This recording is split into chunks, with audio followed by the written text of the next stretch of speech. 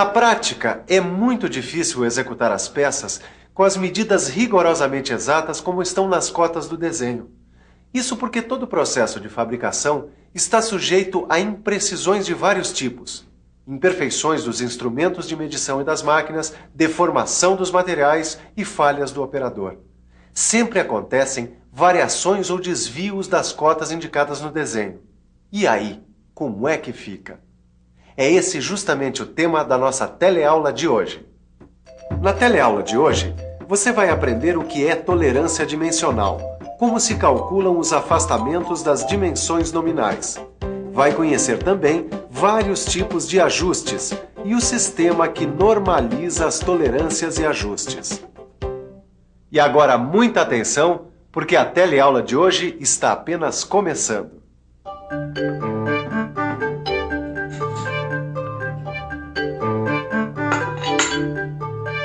Ô Ananias, me explica uma coisa. Se uma peça dificilmente sai com as medidas exatas das cotas, como é que fica a precisão dessa peça? Realmente, é necessário que peças semelhantes, tomadas ao acaso, sejam intercambiáveis, isso é, possam ser substituídas sem a necessidade de reparos e ajustes. Além disso, as peças em geral não funcionam isoladamente. Elas trabalham associadas a outras peças. Ah, como nos conjuntos mecânicos? Exatamente. Como esse aqui, por exemplo. Num conjunto mecânico, as peças se ajustam, se encaixam umas nas outras de diferentes maneiras. Por isso que não dá para entender como uma peça pode sair fora de medida. Mas a prática tem demonstrado uma coisa. Dentro de certos limites, as medidas de uma peça podem variar para mais ou para menos, sem que isso prejudique a qualidade da peça. São desvios aceitáveis, por assim dizer. Mas como é que eu sei quando um desvio é aceitável ou não? São justamente esses desvios aceitáveis nas medidas das peças que caracterizam a tolerância dimensional. E as tolerâncias vêm indicadas nos desenhos técnicos por meio de valores e símbolos apropriados. E por isso você terá que saber identificar essa simbologia, isto é, as letras e os números utilizados para determinar as tolerâncias numa peça. Mas é bom saber uma coisa. As cotas que a gente coloca para indicar as dimensões de uma peça são chamadas de dimensões nominais. E como você já sabe, é praticamente impossível executar uma peça com os valores exatos das dimensões nominais. Então o que é preciso fazer? Procura-se determinar desvios das dimensões nominais, dentro das quais as peças possam funcionar corretamente. E esses desvios são chamados de afastamentos. Dá só uma olhada nesse desenho aqui. Repare bem nesta cota aqui. Você notou que tem uns numerozinhos do lado? Estes números são justamente as medidas dos afastamentos aceitáveis da dimensão nominal, ou seja, da cota sem que haja prejuízo do funcionamento e da intercambiabilidade da peça.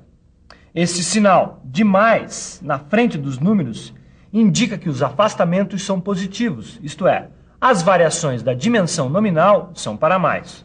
No caso dessa peça, os afastamentos são 28 centésimos de milímetro e 18 centésimos de milímetro.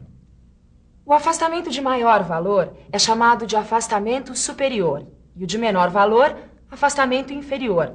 Esses dois afastamentos vão indicar os limites máximo e mínimo da dimensão nominal da peça. Ou seja, a medida da peça pronta deve estar dentro desses limites. Então basta somar os afastamentos ao valor da cota. Assim, somando o afastamento superior, que é 28 centésimos de milímetro, à dimensão nominal, que é 20 milímetros, obtemos a dimensão máxima, ou seja, a maior medida aceitável da cota, depois de executada a peça, que vai dar 20 milímetros e 28 centésimos de milímetro. E somando o afastamento inferior, que é 18 centésimos de milímetro, à dimensão nominal, vamos ter a dimensão mínima, isto é, a menor medida aceitável da cota depois de executada a peça. Vai dar 20 milímetros e 18 centésimos de milímetro, certo? Agora os valores 20,28 milímetros e 20,18 milímetros correspondem aos limites máximo e mínimo do diâmetro da peça. Isso quer dizer que depois de executada, a peça pode ter qualquer valor dentro desses dois limites. E essa dimensão, encontrada depois de executada a peça, é chamada de dimensão efetiva ou real.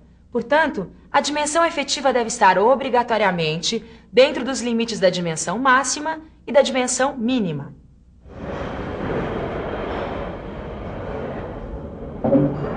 Puxa, que concentração, hein, seu Tito? Ô, Silva, tô aqui tentando entender essa história de tolerância dimensional. Mas ainda bem que você chegou, que você pode me dar umas dicas, né? No que eu puder ajudar? Sabe o que é? Eu já sei que quando os dois afastamentos das cotas são positivos, a dimensão efetiva da peça vai ser sempre maior do que a dimensão nominal. Por isso eu deduzi, se os afastamentos forem negativos, a dimensão efetiva da peça vai ser para menor. Está correto. E quando os afastamentos são negativos, os números ao lado da cota têm um sinal de menos, em vez de sinal de mais. Aí, em vez de somar, você tem que subtrair o afastamento da dimensão nominal. Pois é, isso eu também sei. Mas me diz uma coisa, pode haver um caso em que os dois afastamentos têm sentidos diferentes? Quer dizer, um deles é positivo e o outro é negativo? Claro. Quando os afastamentos têm sinais diferentes, o afastamento positivo vai sempre corresponder ao afastamento superior. É, e o afastamento negativo ao afastamento inferior. Viu como é claro? Tolerância numa peça é simplesmente a variação entre a dimensão máxima e a dimensão mínima.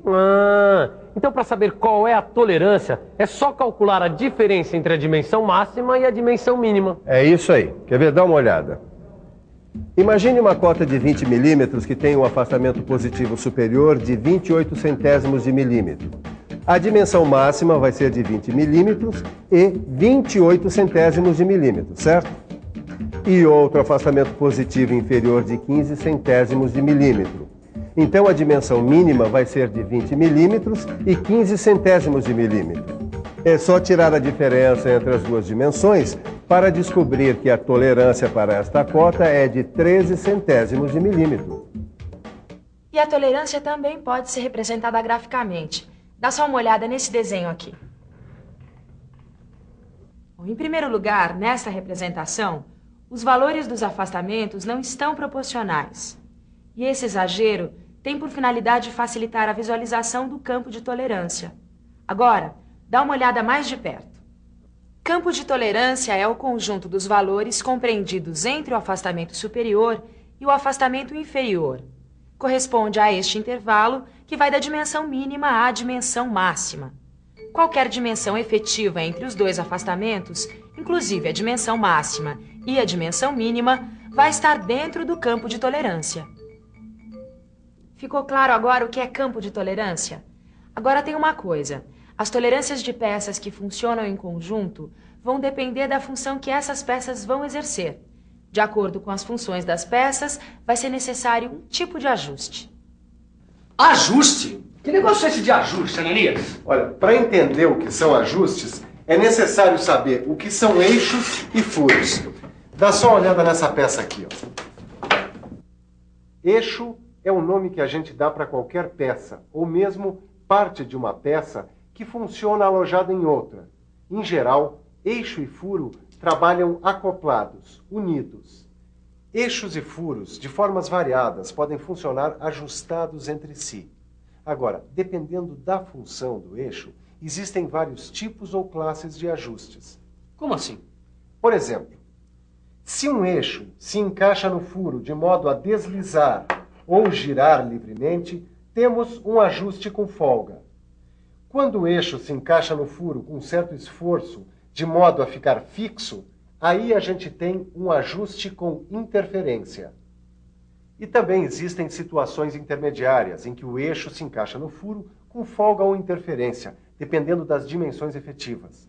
Esse é chamado de ajuste incerto. Em geral, eixos e furos que se encaixam têm a mesma dimensão nominal. O que varia é o campo de tolerância dessas peças. O tipo de ajuste entre furo e eixo depende dos afastamentos que foram determinados. Tudo bem, Ananias. Você tem falado de tolerância, campos de tolerância, afastamentos. Mas como é que se determinam essas tolerâncias? Elas são escolhidas ao acaso? Claro que não. Na verdade, desde 1926, entidades internacionais organizaram um sistema normalizado de tolerâncias, que acabou sendo adotado pela ABNT. Portanto, o sistema de tolerâncias no Brasil está de acordo com as normas internacionais ISO. ISO é a sigla para International Organization for Standardization. E como o próprio nome diz, Sistema de Tolerâncias ABNT-ISO. O sistema ISO consiste num conjunto de princípios, regras e tabelas que possibilita a escolha racional de ajustes e tolerâncias, de modo a tornar mais econômica a produção de peças intercambiáveis. Agora dá uma olhada no computador. Olha só essa tabela de qualidade de trabalho para eixos e furos. A norma brasileira prevê 18 qualidades de trabalho e a cada qualidade corresponde um valor de tolerância. Essas qualidades de trabalho são identificadas pelas letras I, T, seguida de numerais. A letra I vem de ISO e a letra T vem de tolerância. Os numerais 01, 0, 1, 2, 3 até o 16 representam as 18 qualidades de trabalho, sendo que a qualidade IT01 corresponde ao menor valor de tolerância. As qualidades de 01 a 3, no caso dos eixos, e de 01 a 4, no caso dos furos, pertencem à mecânica extra precisa. É o caso dos calibradores, que são instrumentos de alta precisão, pois eles servem para verificar se as medidas das peças produzidas estão dentro do campo de tolerância especificado. No extremo oposto, as qualidades de 12 a 16 correspondem às maiores tolerâncias de fabricação. Essas qualidades são aceitáveis para peças isoladas, que não requerem grande precisão. Por isso, são classificadas como mecânica grosseira.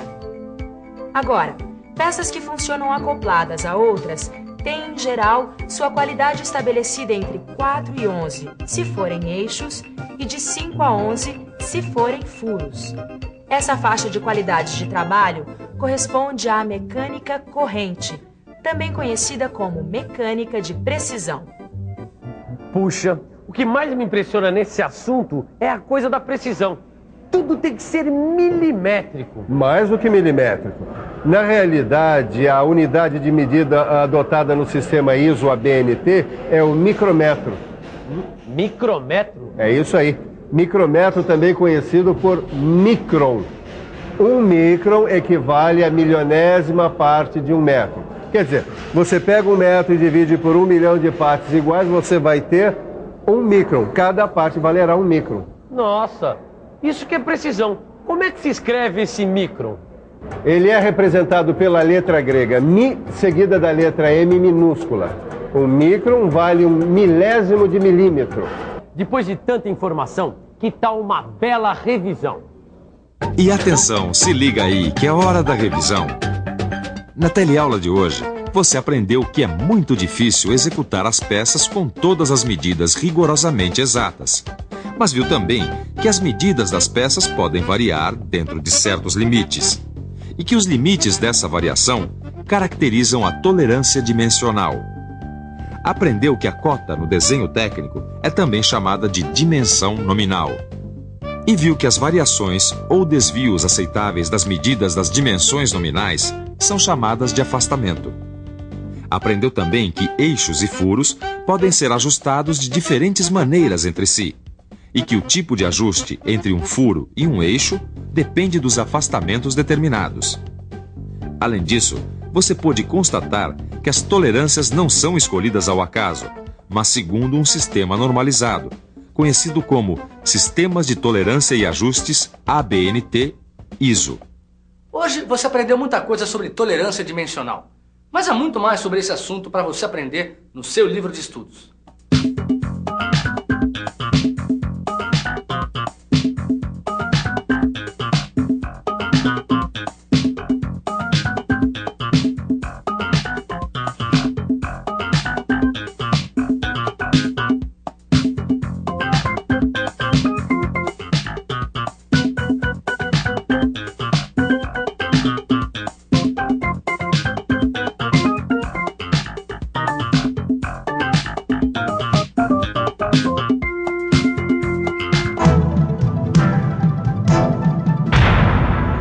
Telecurso 2000, um programa de educação do Sistema Fiesp e da Fundação Roberto Marinho.